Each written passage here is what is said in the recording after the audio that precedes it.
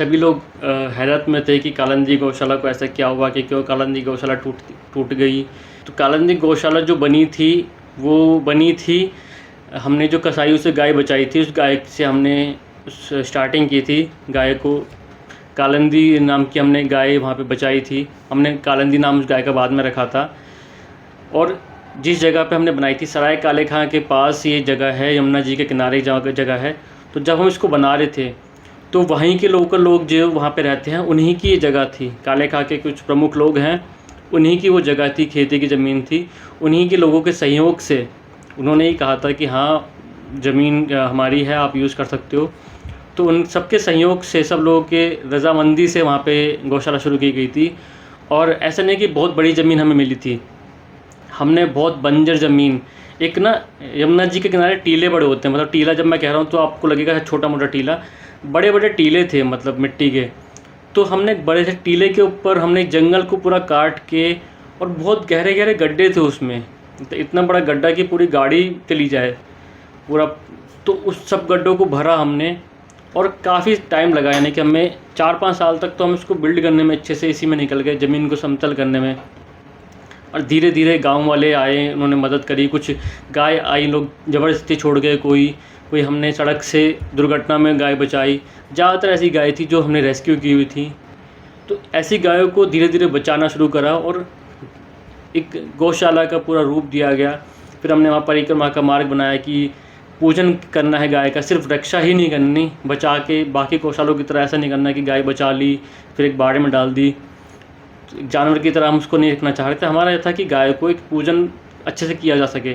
तो हमने वहाँ पूजन की, वहाँ परिक्रमा की पूरी व्यवस्था करी। और हम रेगुलर बेसिस पे हमारे सारे जो गौसेवक थे वो साप्ताहिक पूरा परिवार जाते थे, और कुछ लोग रोज़ भी जाते थे। एक बहुत ही सुंदर ऐसा स्थान हमने बनाया, मंदिर बनाया वहाँ पे भगवान का, बहुत सुंदर एक ऐसा स्थान बनाया था कि जहाँ पे कोई भी आए तो उसको लगे कि हाँ वास्तव में गाय की सेवा हो रही है, सिर्फ कैद की तरह गाय नहीं रखी जा रही, गौशालों की तरह।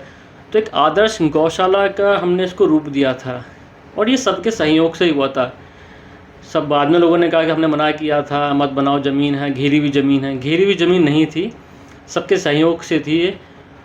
तो एक बहुत अच्छी गौशाला का रूप दिया गया, और करीब करीब हमने हमेशा ही इस पर काम किया। तो ये कहना मुश्किल होगा कि बन गई थी, लगातार 10-11 साल इसको हो गए थे, और अभी तक भी हम इस पर काम कर ही रहे थे। हम कुछ ना कुछ बना ही रहे थे, गड्ढे भर ही रहे थे। आज की डेट में भी सब कुछ सही चल रहा था।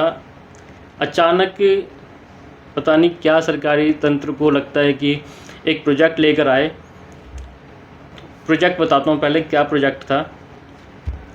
ये बांसेरा करके एक प्रोजेक्ट था। इनका प्रोजेक्ट में क्या है कि ये एक पिकनिक स्पॉट जैसा कुछ बना रहे हैं। बांस के ये पेड़ उगाएंगे उसमें, और पता नहीं बांस के पेड़ उगा करके क्या इनको मिलेगा। बांस के पेड़ उगाएंगे, उसका पूरा एक जंगल टाइप का या कुछ पार्क जैसा कुछ बनाएंगे, उसमें एक पिकनिक स्पॉट बनाएंगे जहाँ पे लोग आएंगे, रेस्टोरेंट जैसा कुछ बनाएंगे। तो इनका एक पूरा प्रोजेक्ट था, और इस प्रोजेक्ट में सारे ही, आपको पता है जब कोई सरकारी प्रोजेक्ट होता है तो सब इंक्लूड होते हैं इसमें, चाहे आपका एमएलए हो, एमपी हो, सबको पता होती है। सब बाहर से दिखाते हैं कि नहीं मालूम, लेकिन सबको पता होती है। और सेंट्रल गवर्नमेंट का प्रोजेक्ट है, और ऐसा नहीं है कि स्टेट गवर्नमेंट को ना पता हो, उनको भी पता होती है, क्योंकि सबको फंडिंग होती है। कहने की बात है कि नहीं मालूम, सबको पता होती है। और हमने अपनी तरफ से सबसे कोशिश की थी। तो जो प्रोजेक्ट आया हमें नहीं बताया गया, आसपास गांव में 400-500 परिवार और रहते हैं। तो एकाएक बिल्डर्स, वो बुलडोज़र आते हैं और तोड़ना शुरू कर देते हैं।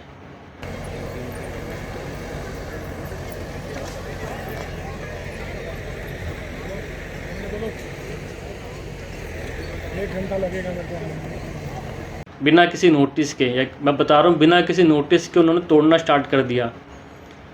कुछ घरों को तोड़ भी दिया। वहाँ के लोकल एमएलए वगैरह आए, उन्होंने रोका, चला गया। हमने भी बोला कि आपके पास आपने कुछ नोटिस नहीं दिया। फिर हमने कुछ बात करी लोगों से कि कुछ सरकारी अप्रोच लगवाई, कि भाई नेताओं से अप्रोच लगवाई। कुछ हमें 1-1.5 हफ्ते का समय दिया गया। फिर अचानक आते हैं, हमें लगा कि अब तो राहत मिल गई, 1-1.5 हफ्ते का समय मिल गया है शायद। फिर पता लगा कि प्रोजेक्ट थम गया है, ऐसा कोई प्रोजेक्ट ही नहीं है।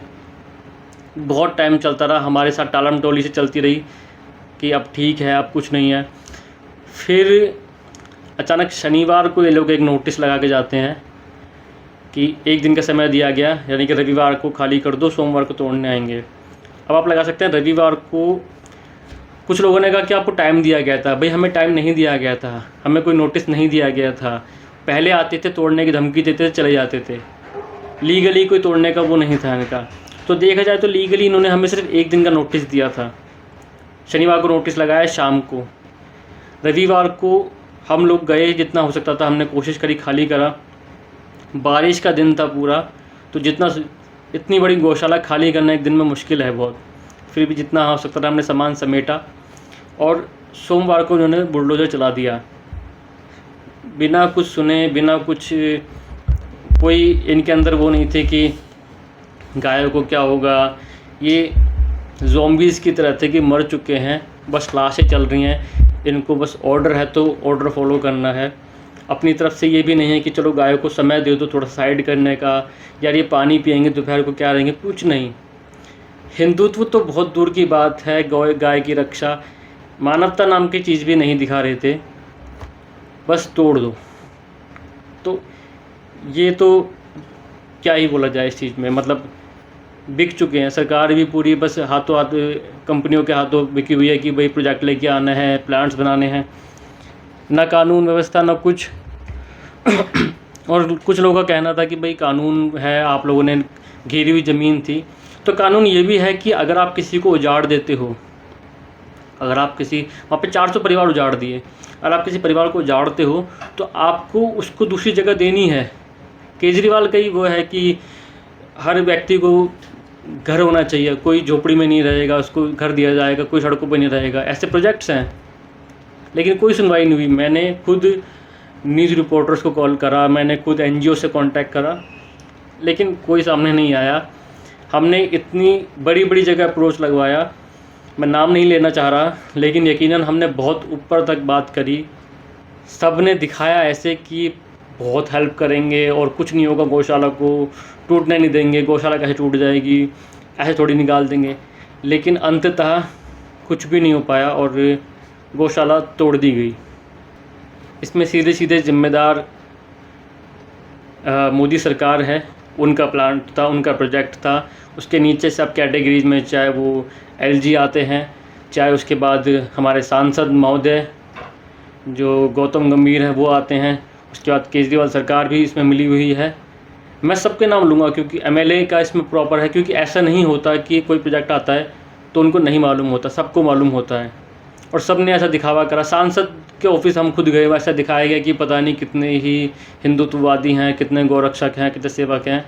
कुछ भी नहीं है, इनको सिर्फ तोड़ने से मतलब था, इनको अपने प्रोजेक्ट से मतलब था। और देखो प्रोजेक्ट ऐसा था ना कि गौशाला तोड़े बिगर भी बनाया जा सकता था। हमने गौशाला को ऑलरेडी बहुत अच्छा रूप दिया था।